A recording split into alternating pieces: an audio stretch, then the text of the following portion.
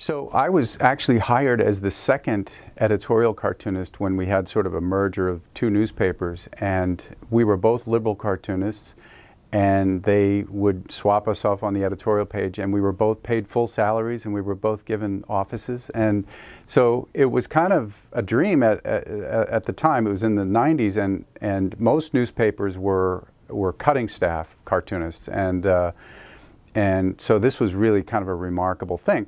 And then since that time, they've always defended me with readers. They've championed my cartoons.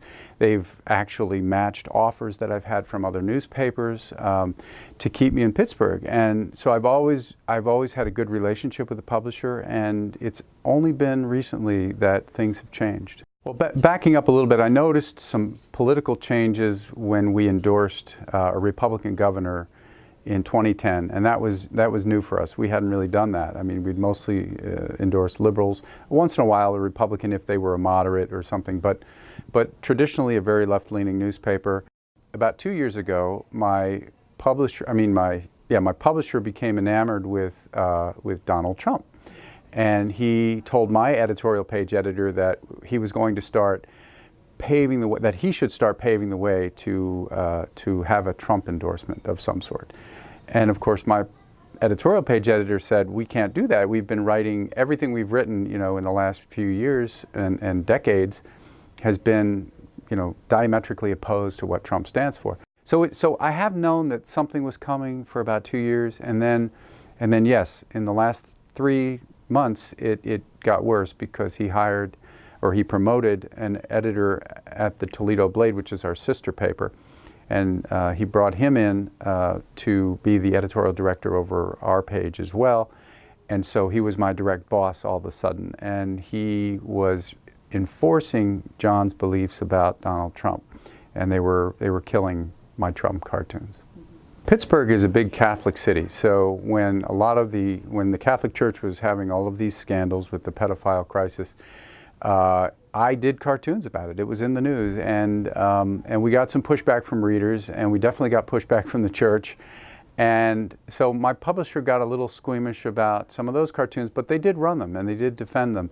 That's always been a big topic. But then I've also drawn things that are just more provocative than maybe another cartoon. I can remember one about the Confederate flag down in South Carolina. This was back in 2000, I believe, when it was still flying over the courthouse, and they were debating it. And I drew sort of a southern redneck guy with a flag on his shirt, and he's saying, when I look up the flagpole, I want to see a symbol of Southern heritage hanging there.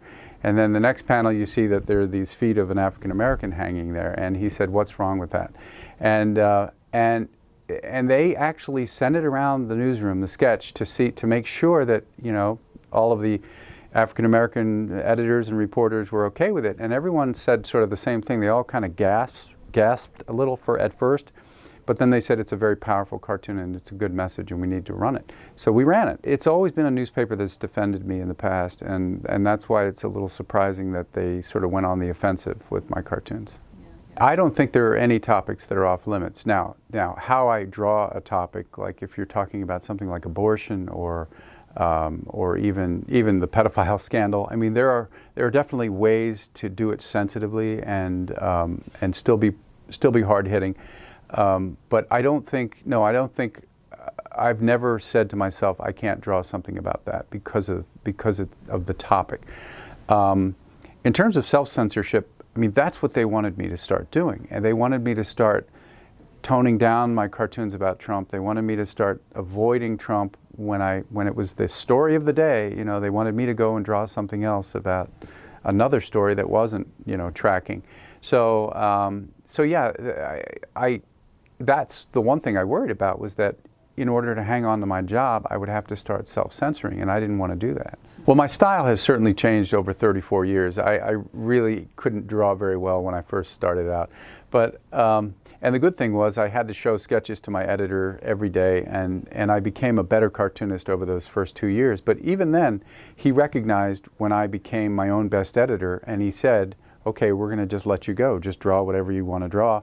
and we'll look at it at the end of the day. And then if we have a problem with it, we'll tell you. But otherwise, it'll be in the paper.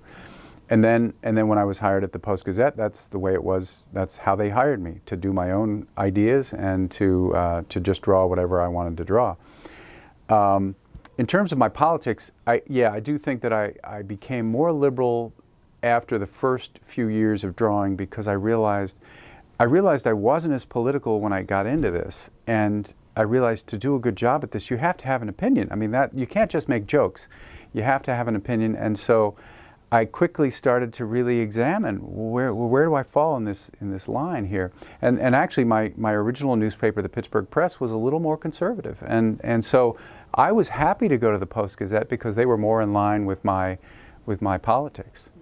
So why they fired me is I'm still puzzled by it, and people at the paper are puzzled by it, because there would have been an easy solution. If they were really determined to make the editorial page one view, they could have put me on the op-ed page, and I suggested that going back several months. They chose not to do that. They chose instead to try to get me to change my views or to change my working habits, and when I refused to do that, that's why they fired me. The way it sort of happened, though, was they started by just killing several in a row. Well, since March, since the new editorial director came on, I had 19 cartoons or ideas killed in that time, and usually there's only 2 cartoons a year that are killed on average. So that was a huge jump, and I knew that it was, I knew it was because this new editor had come in. And so when it came to this last week of my employment, they just started killing everything I was doing, and it ended up being 6 in a row. And then I think once they saw the media outrage about it and the public outrage, they published one really quickly to try to say, hey, we're working this out, don't worry about it. But of course, that was just the beginning of the end. So I drew one when Gina Haspel was approved as the director of the CIA. I had a cartoon where this was a very simple one that I thought would have no problem getting in, because Trump had already said he approved of torture. We should torture people. That's what we should do. Gina had just been grilled about whether she would approve torture. And so I have Trump shaking her hand saying, "Congratulations, Gina. How soon can we start waterboarding the FBI?" And because Trump was annoyed with the FBI, so I thought this is very funny, and but got the point across. That was killed. I don't know exactly why they chose not to run them, but I think it was because they just wanted to make a point of saying, let's move away from Trump. I think the role of political cartooning is to sort of poke the bear, to be provocative, to make people think about things that they might not think about. Yes, it is to express an opinion as well, and to attack those in power when they're doing something that's unjust. And I do think that also it's a way to just keep a dialogue going about any topic that you might think is important, especially if not enough attention has been paid to it. Now, what I don't think a good editorial cartoon is an illustration of somebody else's viewpoint, or just a humorous look at current events or something like that. I think it needs to have a strong opinion. And now, living in a very partisan and tribalized society that we live in today, I think that I can kind of understand why some editors and publishers would shy away from that, because they want to bring it back to the middle somehow and make it less less polarized. But you can do that in other places in the newspaper, but not on the editorial page or on the op-ed page. I mean, those are places to have vigorous debates and to have strong opinions. So at the newspaper, there is a division between news and editorial or opinion. And a lot of people think that, well, this only affects the opinion side. These guys are sort of pushing their opinions on that, but the news is still good, everybody's fine. But that's not really true, because what's happening is it's filtering down to the news side in terms of how they play a story, or what kind of a headline they give it, whether they put it on the front page or whether they bury it. And I have noticed a difference when, even before I got fired, I would look at the Post-Gazette and the New York Times next to one another, and they definitely played them differently. So I do think it's going to affect more than just me at the paper, and I think readers have noticed that too. There's been an incredible outpouring of support for me and for my cartoons and for my opinions, frankly. And I think that has been overwhelming, and I never expected that to be the case. The other positive thing I could say is that the first cartoon I drew, not under the sort of the strong arm of the new editor, felt really good. I felt like, okay, this is nice. Okay, I'm not getting health insurance and I'm not getting a salary, but there is a positive side to it. The other thing is I think it's brought a lot of attention to this idea of the role of newspapers in society, and in terms of, we live in a time where we have a president that is attacking the media, and yet the media is supposed to be the watchdog and supposed to be the one that sort of afflicts the comfortable. And unfortunately, I have a newspaper that has decided that they'll give him a pass, and I think that's very dangerous, especially with the kind of rhetoric that's coming out of the White House. If this continues to happen with places like Sinclair Media and my newspaper, where the government is somehow, seemingly more in control of the opinions on the page and the direction of the newspaper, then I think that that to me is a totalitarianism and a dictatorship. I don't think we're no longer living in the U.S. of A. Well, I still believe in the Constitution, and I still believe I've lost a lot of faith in Congress, but I'm hoping that the people will rise up. And I think that if the people rise up and they replace some people in Congress, then Congress will do the right thing and protect all of the values that we hold so dear. The best thing they can do is just to continue to show their outrage, either in marches or protests, and not just about the newspaper, but about everything. I think that nonprofits and foundations and other organizations like yours are very important in this discussion, because they are not bound by any corporate talons that are holding them down, and I think they can talk about these issues openly.